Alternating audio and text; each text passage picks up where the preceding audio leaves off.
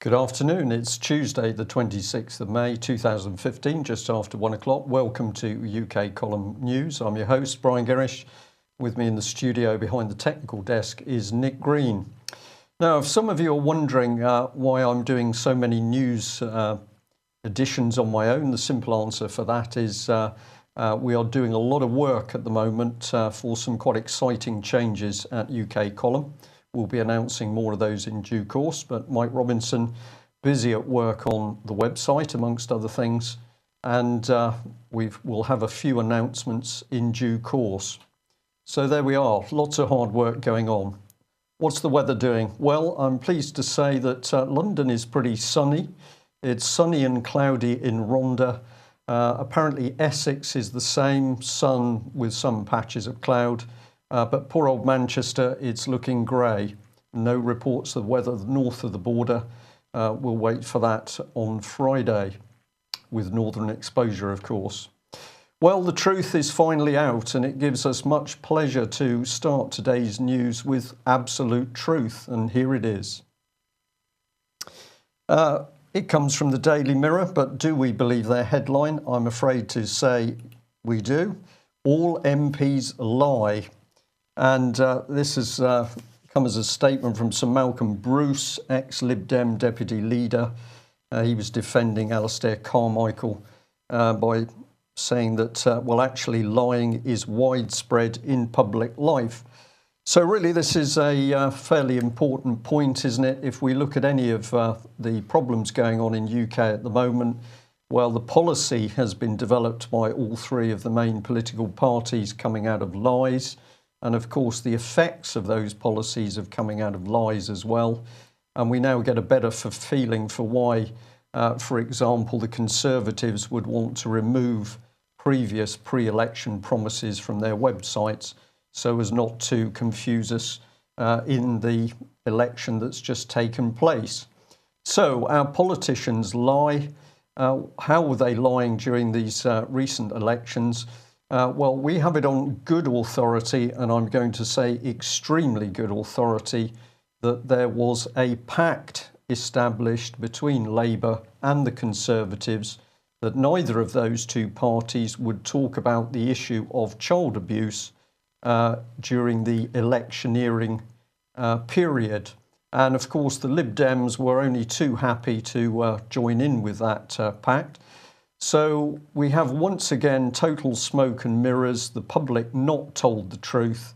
But isn't it interesting that the Conservatives and Labour, of course, were so concerned about the damage that the subject of child abuse could do that they decided simply not to talk about it or to tell the public that they'd reached this closed-door agreement.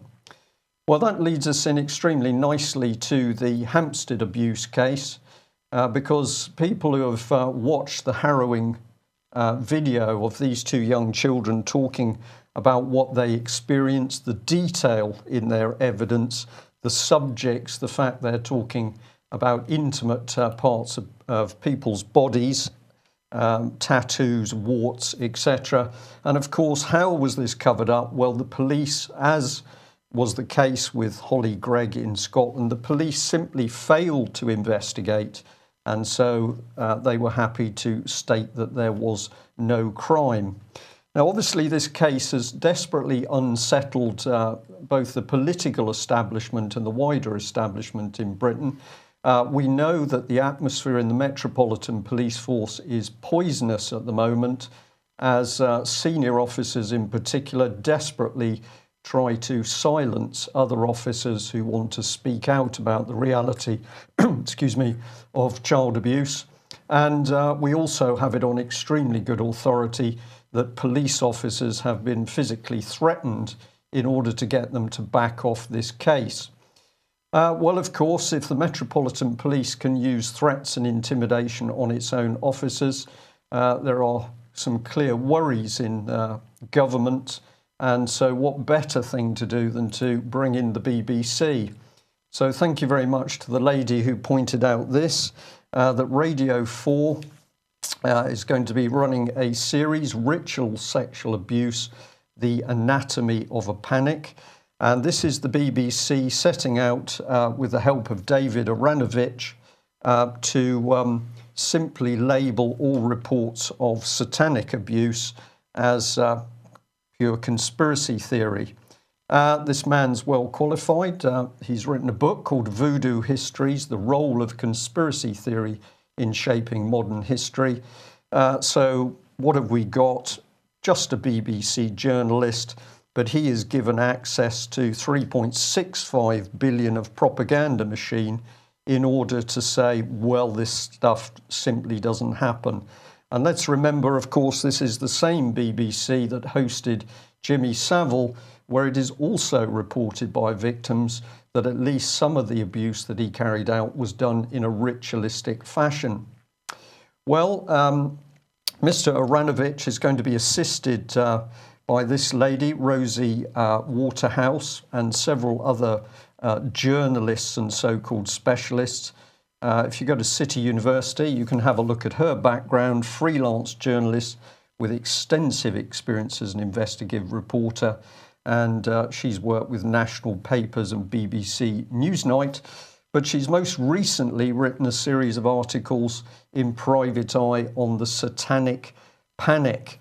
So we're not quite sure what this lady's real qualifications are, but she's part of the BBC team to absolutely close down any testimony from abused children that they were abused within a satanic ritualistic environment. If anybody would like to challenge Rosie on this, we understand that she's going to be giving a talk at Woolwich Road, Greenwich. It's a pub. This is the advert here, the Star and Garter. And it is, where are we? Let's just highlight it. Wednesday, June the 3rd at 7:30 p.m.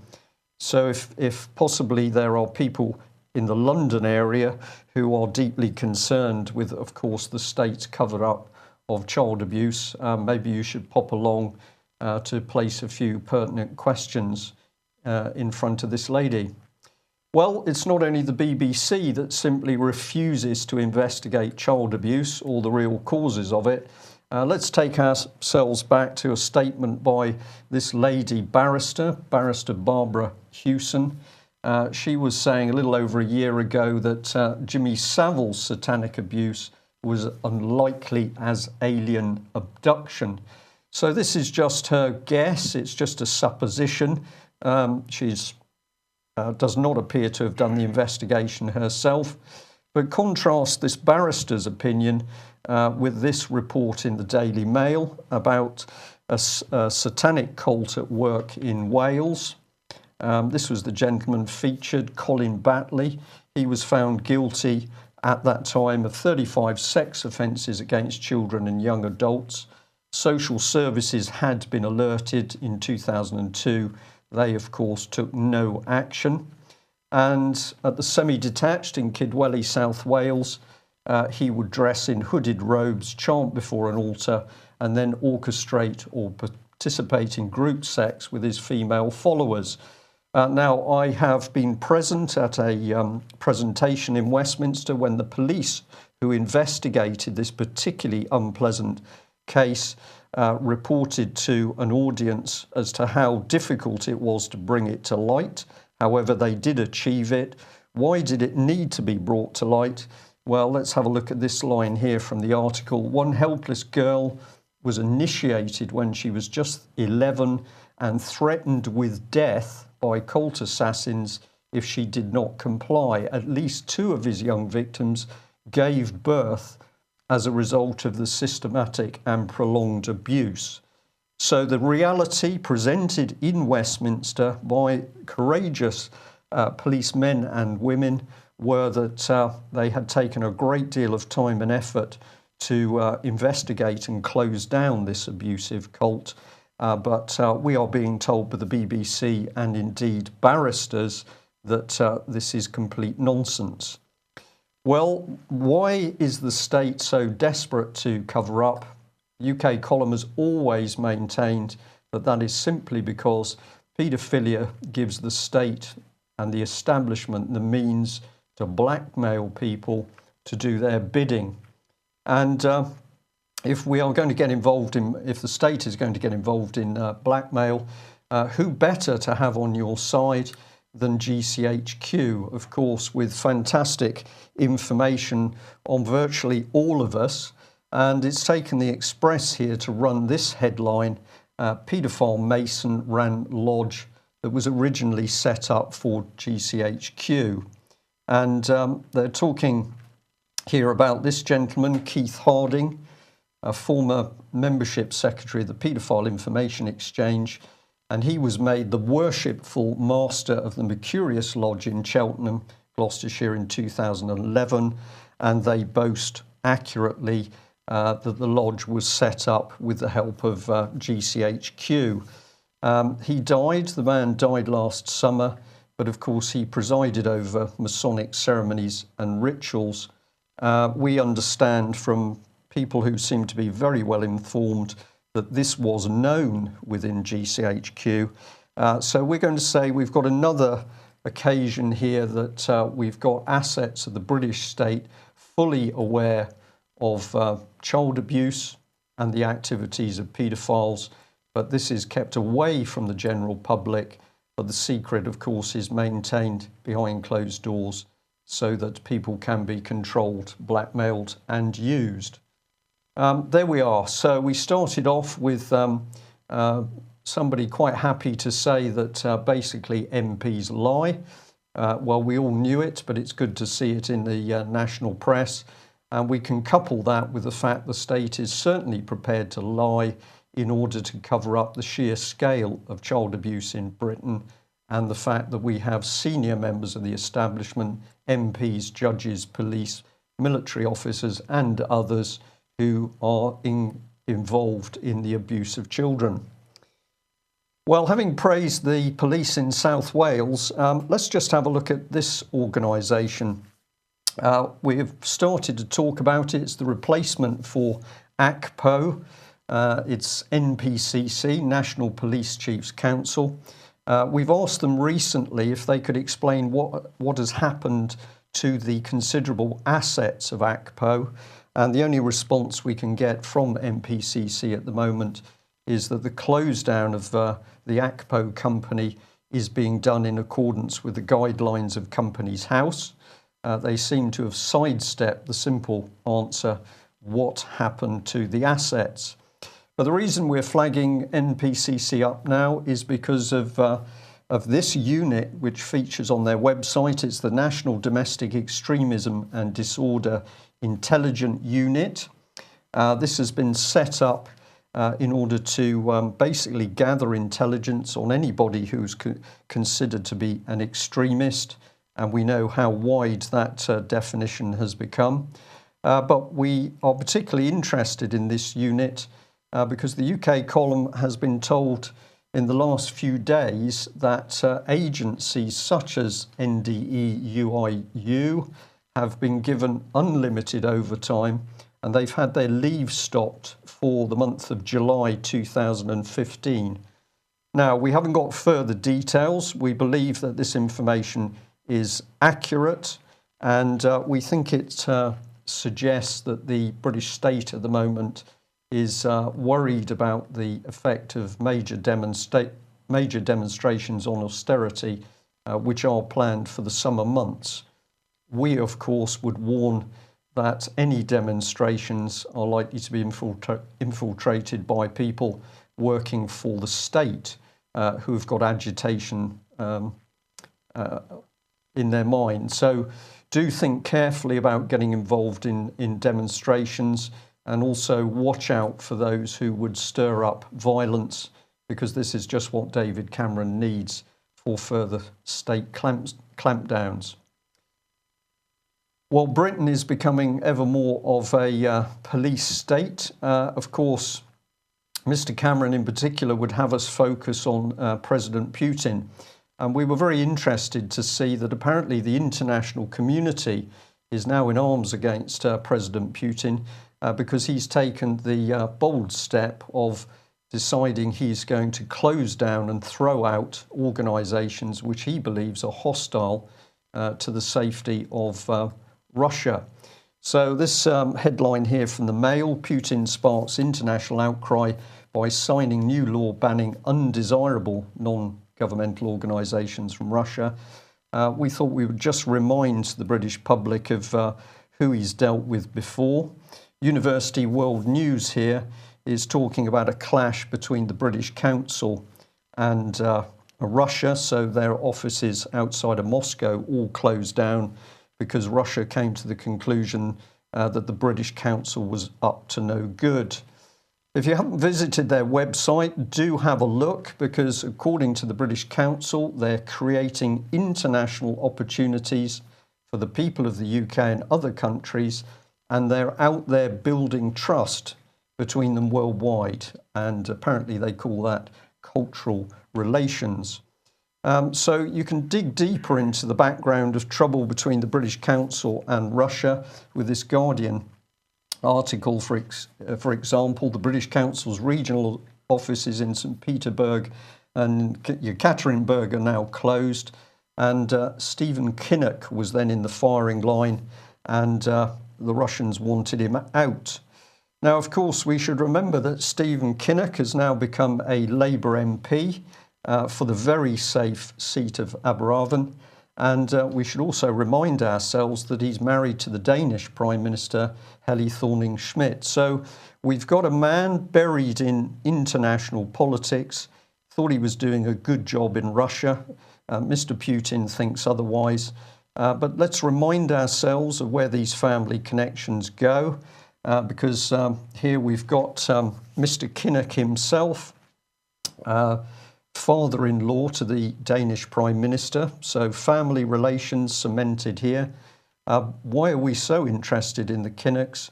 Well, of course, it was Julian Middleton from Common Purpose who sought advice from Glynis Kinnock in dealing with uncomfortable freedom of information requests about Common Purpose. Well, the British Council is a very interesting organisation. Education to employment, culture clash or innovation driver. They're sorting out education not only in UK but worldwide. And what better person to use than Sally Dicketts, the former chief executive of or principal of Oxford and Cherwell Valley College. And remember that it's been the UK column exclusively that highlighted the abuse of youngsters, sexual abuse, physical abuse of youngsters at her college, but she's now being used by the British Council to sell the wonderful track record of British education overseas. Of course, it was a different story when this very brave Asian spoke out and made 80 reports to Thames Valley Police of abuse.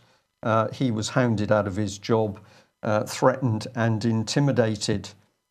Well, The Guardian also reports here that Sally Dicketts has been into China to learn what the Chinese can now tell us about how we should be running schools and educating our young people.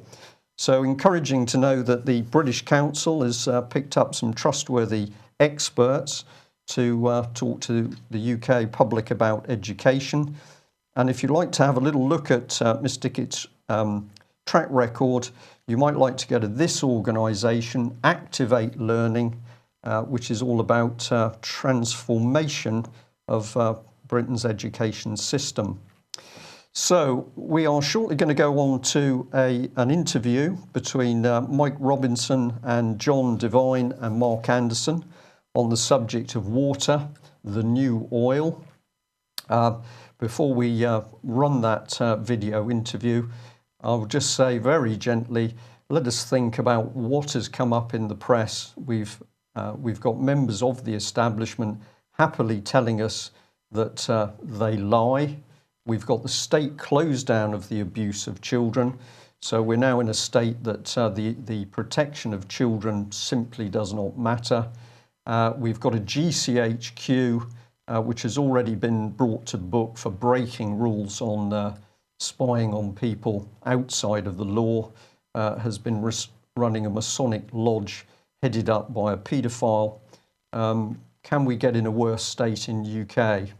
We don't think so. Can it be solved? Get the truth out there. And why are we interested in water? because we believe water is the new oil, to be rationed and available only to those who can afford it. We'll be back same time tomorrow, and here we are, water the new. So this afternoon I'm joined by John Devine from Worlds Apart and by Mark Anderson from American Free Press. Hello to you both. Hello.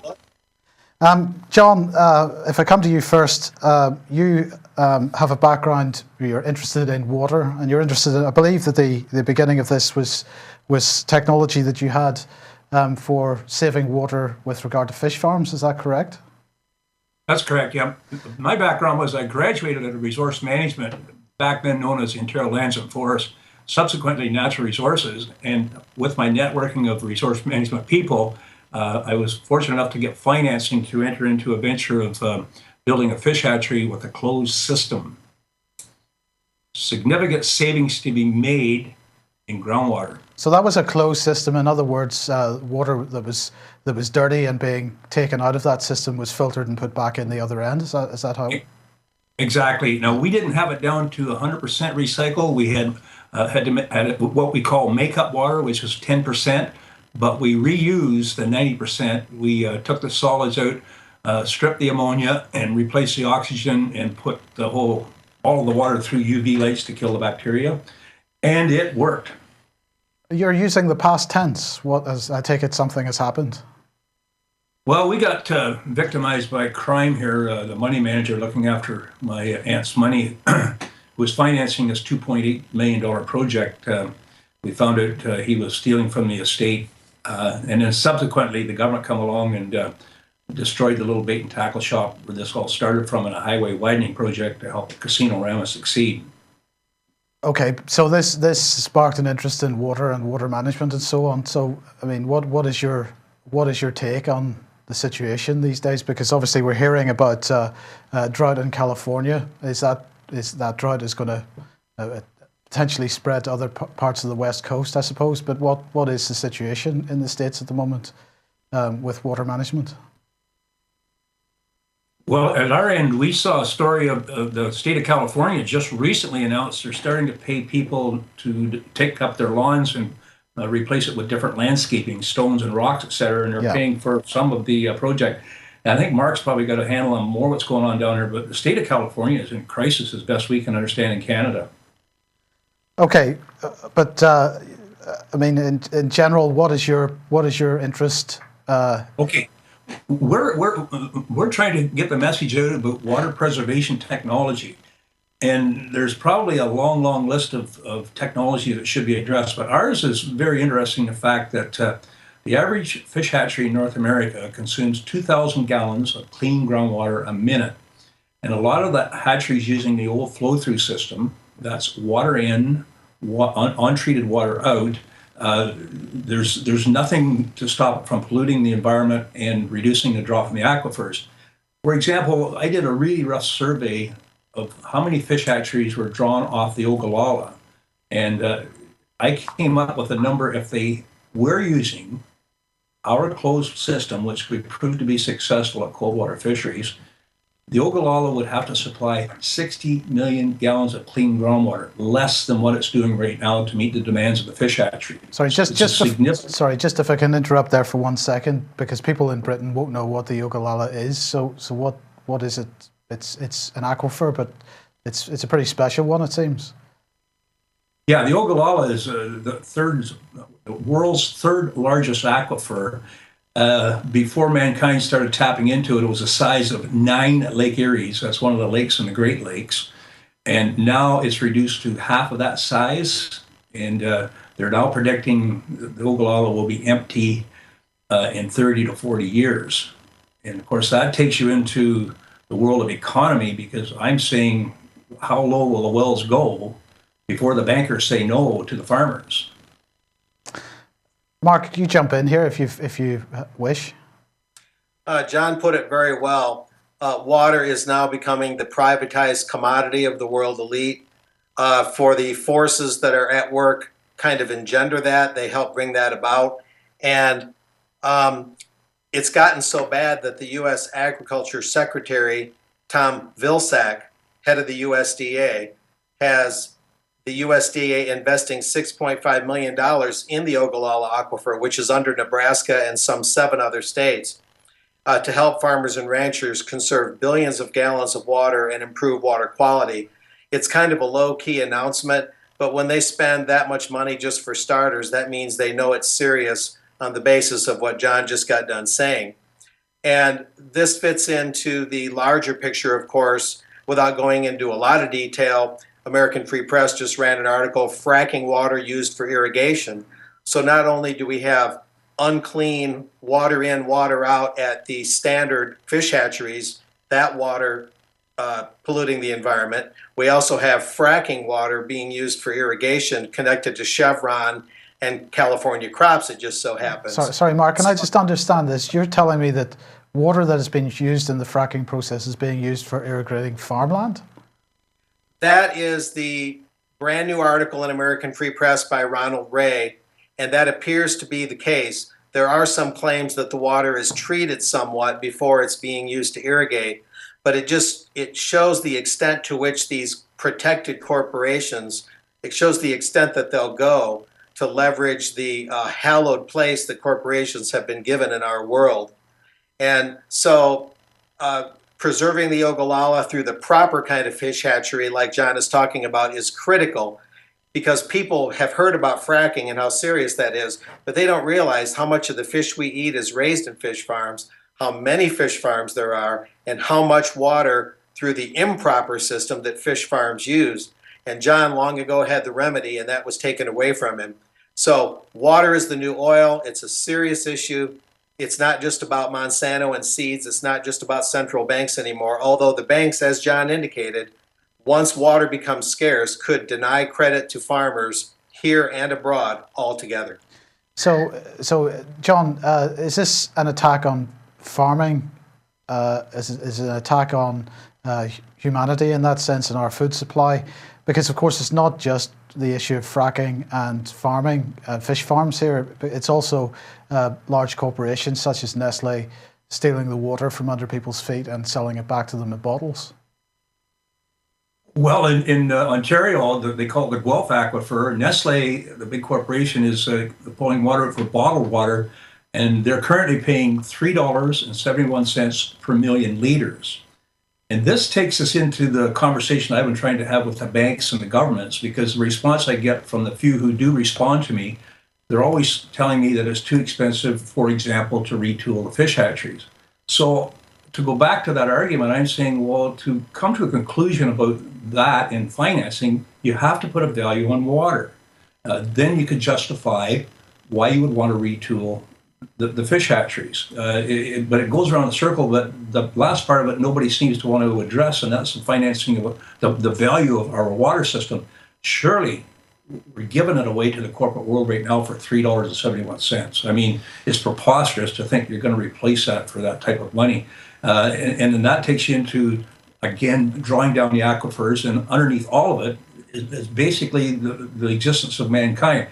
Take, for example, beef farming. The National Geographic says it takes 1,799 gallons of water to raise 1 pound of beef. Well, I threw the question out, how many gallons of water, clean groundwater that is, does it take to raise 1 pound of farm fish in a fish hatchery?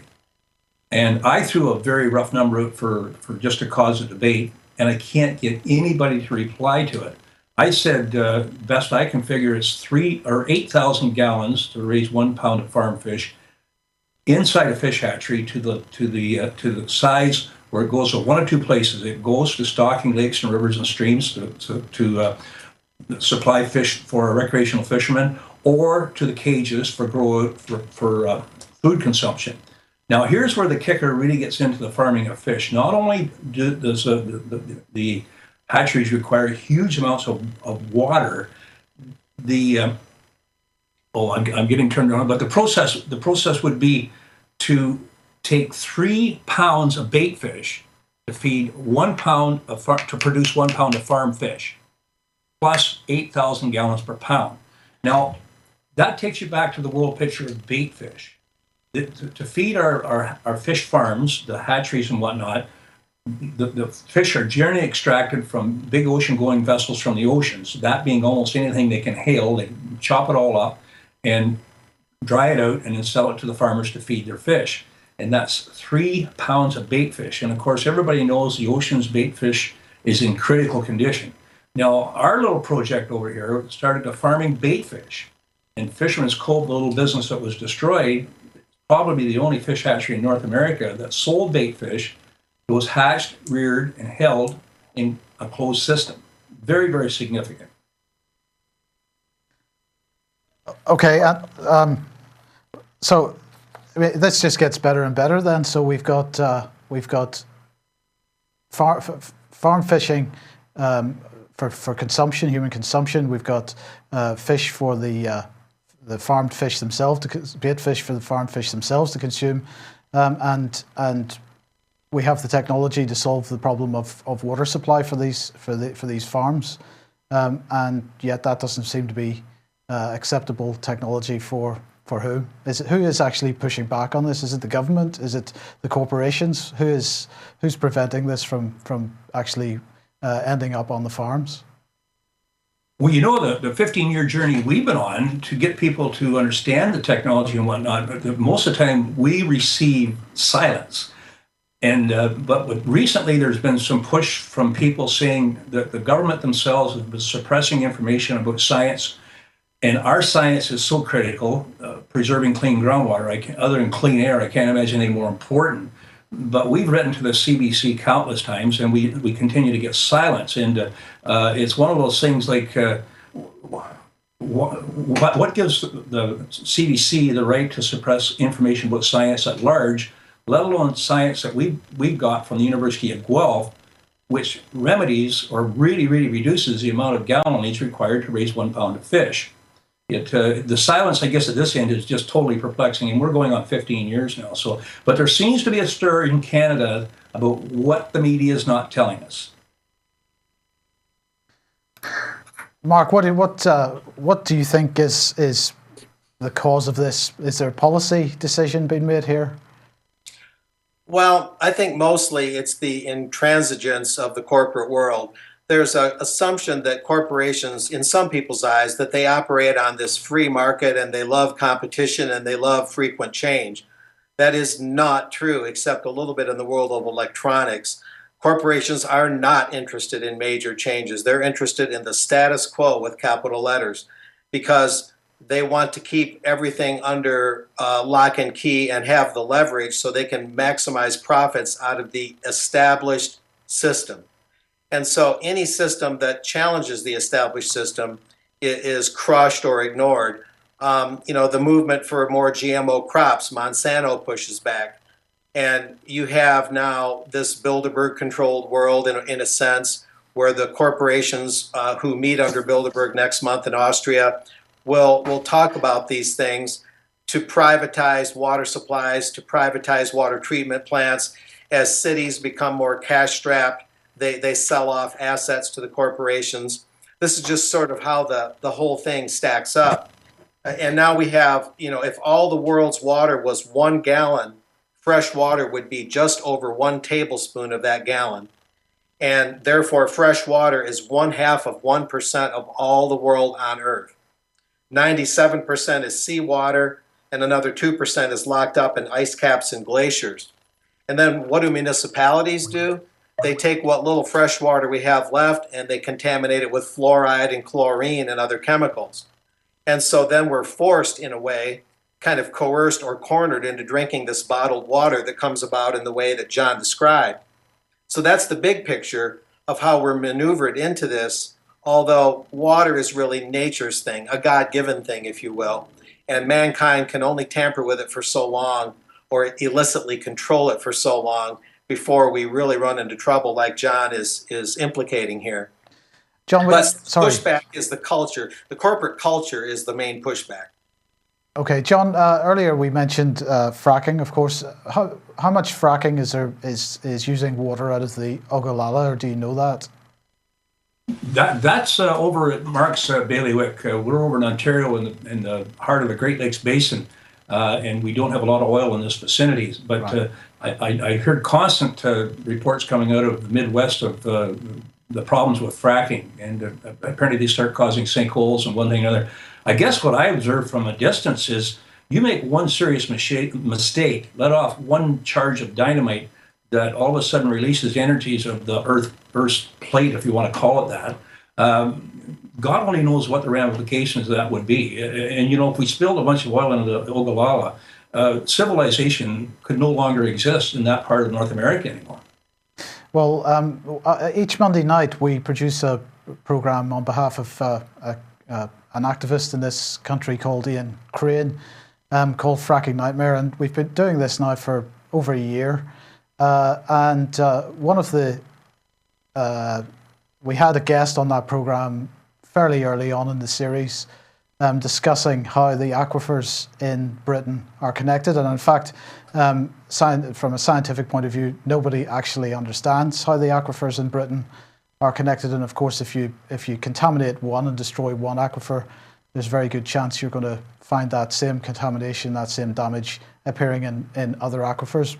But the scale or the potential scale of the damage is unknown.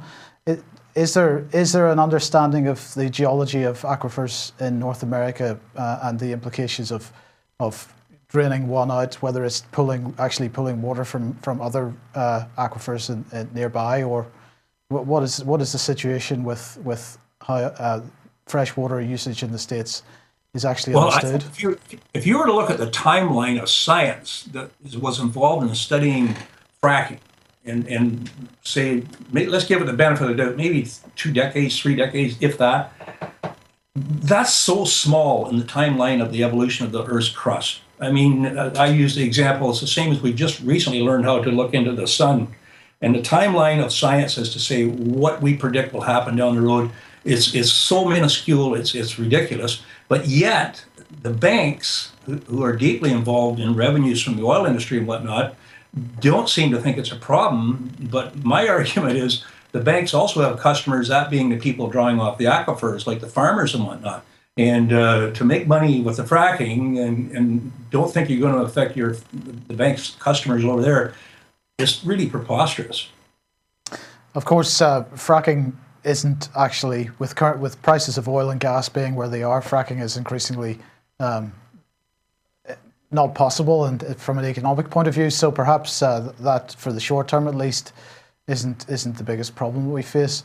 But Mark, in California, then the drought there, the situation there is getting worse day by day. And John was saying before the program that they are encouraging people to replace lawns and so on with other forms of landscaping.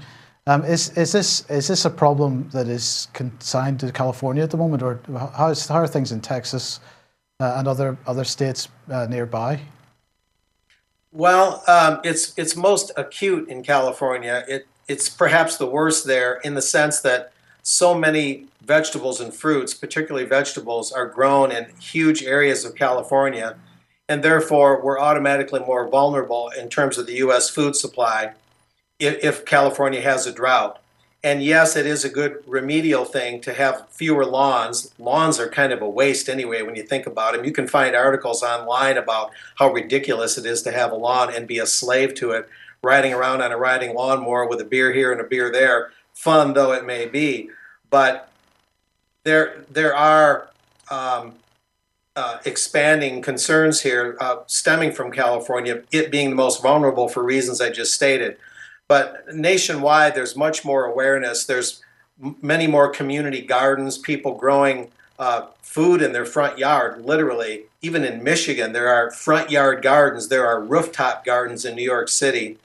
There's a self-sufficiency movement for food.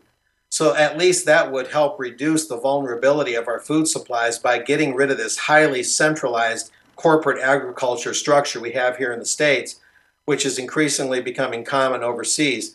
And with these United States free trade deals like the Trans-Pacific Partnership and the TTIP deal, the EU-US deal, under these trade deals, you're going to see more private control of water, more corporate agriculture, more corporate farms getting the vast majority of the credit from the banks, thereby pushing the small farmer even further in the back of the bus, so to speak. These are the big trends. These are the mega trends. So, but the community garden movement here in the States, the self-sufficiency movement is strong in Texas, it's strong in Michigan, it's spreading throughout the country. And this at least reduces the vulnerability of the food supply while we figure out our water policy. But on a national standpoint, what happened to the water projects that the States was famous for going back to the 50s? What is the situation with moving water from one part of the country to another? Is this not something that is even on the political spectrum anymore? Oh, you mean like Lake Michigan water to Arizona, that sort of thing? Yes. You know, they talk about it, but nobody actually does anything. One of the things I've seen, though, is in Texas, they'll set up these water commissions, kind of like zoning boards, and they'll propose taking water out of the ground in one part of the huge state of Texas and building a pipeline to put the water somewhere else far away from the community that originates it. So there is talk of piping groundwater from one part of Texas to another, but building the pipelines, all the right-of-way and the land condemnation, the eminent domain, the court cases, a la mode. I mean, there'd be so many lawsuits that make your head spin. These things get hung up on lawsuits and practicality issues. So there's been a lot of pushback on the Lake Michigan thing, and very little's been done about it. I want to read up on that. I will caution that I haven't read about that lately, but as far as I know, not much has been done with long-distance transport within the U.S., let's say, of water. So you know, John has one solution for one particular problem. What do we need to do to get that back on track and encourage, to get people to demand that technology is used in the production of farmed fish, for example? If you were to prioritize, where I see it from is probably the most critical thing right to start with in our water management program. I'd say let's stop the leaks. Like a leak, for example, of the 60 million gallons a day going out of the Ogallala that could be stopped by installing proper technology. Now, getting back to the farming issue in California, I read a story about I believe it was called the California Delta smelt, an endangered species. Water got so low in the river that the government's decided not to release the water to the farms, but to keep it in the rivers to keep the endangered species alive. So that particular section of California lost all their crops that particular year. So it's running a lot deeper than a lot of people realize. You're sorry, Mark, you got something? That's a very good point. A overemphasis on environmentalism, where environmentalism is no longer a practical matter of stewardship and becomes, forgive me, this kind of far left-wing thing where animal species always take precedence over human beings. That's another blurry line that once you walk over that line, then you have exactly what John described. Well, we could help the farmers, but let's help the snail darter instead, or some rare fish, sometimes even plant life. That kind of hyper-environmentalism generally is bad news. And of course, this all ties into global warming. We won't go there. I think that's beyond the scope of today's discussion, the global warming thing. But the environmental issues can't help but come into play here. Well, of course you're right, but it's not just environmentalists that are pushing that. Because if we were to say Bundy Ranch, and Patrick Henningsen has been covering that story extensively. In that case, it was the desert tortoise was being used as the excuse to kick farmers off their ranchers. Correct. Right. So, right. But getting back to the issue of leaks, because obviously in Britain here, the famous the leakiest water company in Britain is Thames Water, which covers the southeast of the country, including London. And I don't know how many gallons of water they lose, how many millions of gallons of water they lose every year. But of course they lose lots. Now in Britain we've got a pretty special situation because Margaret Thatcher's government in the 80s privatised the water system in a particular way, because what she did was sold off the rights for water companies to charge huge amounts of money for water to their end user. But those companies don't seem to be required to put any particular effort into developing the infrastructure or improving the infrastructure for future generations. And so in the Thames Water area and many other parts of this country, we have huge amounts of water lost due to to water leakage. I'll ask John about this in a second, but Mark, in the States, is water still provided as a municipal service, or is it, I understand that they're starting to privatize that more and hand that over to corporations? Yeah, the larger cities, privatization is moving forward to some extent. The smaller towns tend to still be under municipal control, although they may contract with private companies to help manage water. Sometimes they'll have municipally owned water, but privately hired employees. Then they'll do kind of a hybrid thing. It's mainly the large cities that are cash strapped. And just as some states will sell off a freeway to a corporation and turn it into a toll road, privatize its operations, cities also, in a like-minded way, if they're cash strapped, will sell off water assets, sometimes entire water treatment plants, to private control, as happened earlier in the United States history when most electrical utilities used to be publicly owned, but have now been turned over to private companies. So it's following that trend, but small towns still tend to maintain pretty much the municipal control. And I mean, what are the terms when they do sell these off? What are the terms? What are the private companies expected to do in terms of maintenance and sort of regeneration for the future? Well, generally speaking, I think the idea, like for example, a toll road, the Indiana toll road was leased to a private company, I believe, for 75 years, and the state of Indiana gets one chunk of money up front, but then relinquishes the operations of the toll road, and the private company that gave the state the money is allowed to charge tolls and recoup its investment and make a profit. I suspect it's along the lines of that template, but I've looked into toll roads far more than I've looked into municipal water operations, except to say that cash-strapped cities like Detroit, Michigan, are on the forefront of having a fire sale, if you will, of formerly public assets to any private entity that bails them out. That's just kind of the to and fro, the tit for tat of it. Can you add anything to that, John? Yes, and that takes you right back to our project of trying to get a debate going in regards to valuing of water. I mean, we're making decisions, yet nobody in the financial community, the governor of the Bank of Canada, or anybody else I've talked to, will even want to introduce into the conversation. But, it's like this, we're selling off these assets, but the commodity that we're managing and selling and giving to the private sector to do the same, we've never really put a value on it. Somebody will argue, well, it's $3.71 per million liters is what we're giving away to Nestle in Ontario.